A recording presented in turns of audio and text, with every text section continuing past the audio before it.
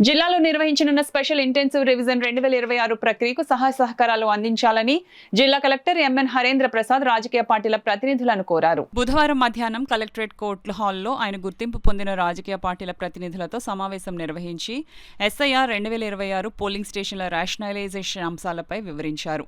ఈ సందర్భంగా ఆయన మాట్లాడుతూ ఎన్నికల కమిషన్ రాష్ట్ర ముఖ్య ఎన్నికల అధికారి ఆదేశాల మేరకు ఓటరు జాబితాల స్వచ్ఛీకరణ లక్ష్యంగా జిల్లాలో చేపట్టనున్న స్పెషల్ ఇంటెన్సివ్ రివిజన్ 2026 కార్యక్రమం చేపట్టడం జరుగుతోందని ఈ ప్రక్రియను పటిష్టంగా నిర్వహించడంలో రాజకీయ పార్టీలు తమ వంతు సహాయ సహకారాలను అందించాలని కోరారు. ఈ కార్యక్రమం కింద యూనిక్ ఎన్యూమరేషన్ ఫామ్స్ ద్వారా ప్రస్తుతం నమోదయ్యున్న ఓటర్ల వివరాలను ఏఐఆర్ 2002 డేటాలోని వారి లేదా వారి బంధువుల వివరాలతో మ్యాచింగ్ లింకింగ్ నిర్వహించడం జరుగుతుందని, దాని ఆధారంగా అర్హులను అనర్హులను నిర్ధారించి ఓటరు జాబితాలను సవరించడం జరుగుతుందని తెలిపారు.